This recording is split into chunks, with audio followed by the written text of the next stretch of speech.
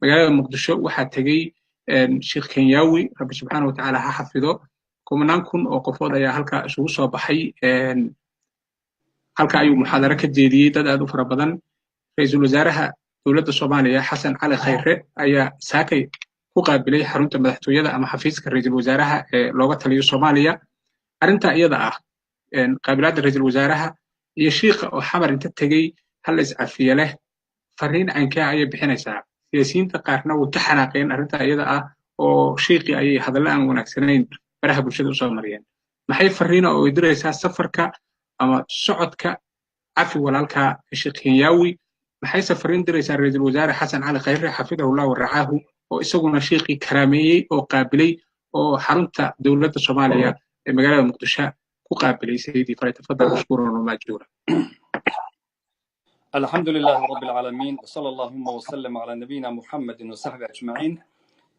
ولا الفرينتا يدريسو لبضوبا وفريمة في عنوية وانا يشكر وحلوغم هدنا قرنتي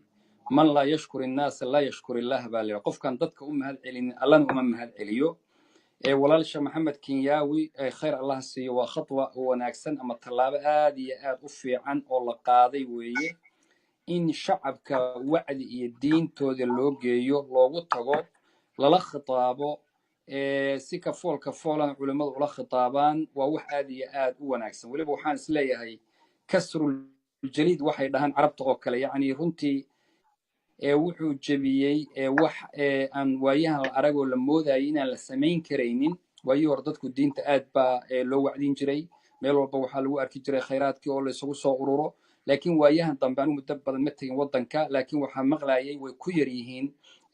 qaybaha isu soo ururka iyo isu soo baxa iyo hadda cabsi badan baa dadka iska haysa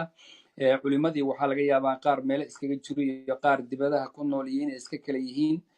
oo iyaga naftooda cabsidii baa dhinac ka haysa marka horta khadwada uu sameeyey walaal sheekh maxamed aad iyo aad bay u fiican tahay khayr allah siiyo wuxuu ka hadlayna wax fiican wey ummadda in la cafiyo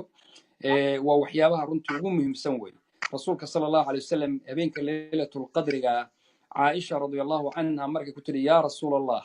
haddii alla ituso inaka facfu canii leh marka waa dardaarankii rasuulku siiyey sala allahu alay wasalam xaaskiisii uu aadkii aadka u jeclaa cafigana culimmadu xitaa waxay yidhaahdaan waa xitaa waxa la yidhaha dembi dhaafka buu ka sii weyn yahay oo waa meeshii oo intii dembigii laga tirtiray haddana salkiisi lasoo tirtiray baa la yidhahdaayo waxba lagu reebin marka horta waa mawduuc fiican in dadka loo geeyo oo la cafiga la dalbo oo hadda maaragtay iscafiye la yidhaahdo sheekh maxamed wuu ku mahadsan yahay aad iyo aad buu mahadsan yahay waxaan isleeyahay fariin fiicanna waa diri oo kale oo culimo badan inay khadwada qaataan ilaan dadka qofun baa khayrka runtii u bilaaba addaalu cala alkhayri ka faacilihi man sanna fi lislaami sunnatan xasanatan falahu ajruha wa ajru man camila biha ilaa yowmi alqiyaama marka inuu yahay khayr qof u bilaabay ajir badanna uu ka helayo culimo badanna ay ku dhiirato kuwa dalka iyo jooga iyo kuwa dibadda jiraba waa fariin fiican oo la diray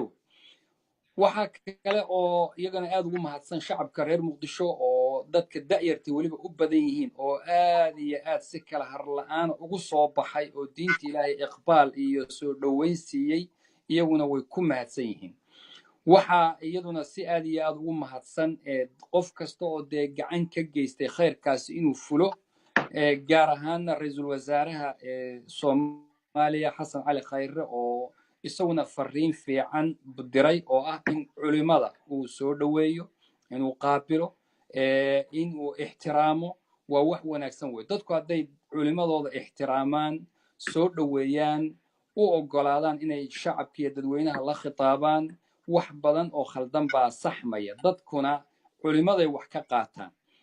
boolis iyo madaxtoona waxaa suuragala mararka qaarkood waxaan laga qaateen baa waxaa laga qaataa culimada oo qasab wax kuma qaataan dadku waxay jecel yihiin inay si iyagu ay xor u yihiin wax u fahmaan in la soo kaxeeyo boolis dhinacyada ka maro ummadda laguma hayn karo sidaas daraaddeed waxaan leeyahay ra-iisul wasaaruhuna wuu ku mahadsan yahay inta kalena in madaxweynuhu inuu qaabilo isaga naftiisa waa usoo jeedin lahayn oo ciziga diinta iyo sharafta islaamka oo tuso inta kale wasiiri iyo dadka akhyaartuba inay sidaas oo kale usoo dhoweeyaan culimada iyadana waa usoo jeedin lahaa marka labada dhinac baa axmedow message fiican bay arrintaasi diraysaa wayna ku mahadsan yihiin dhammaantood وجزاكم الله خير وبارك الله فيكم. ما شاء الله، جزاك الله خير وأحسن الله إليك وغفر الله ذنبك صاحب الفضيلة. قبله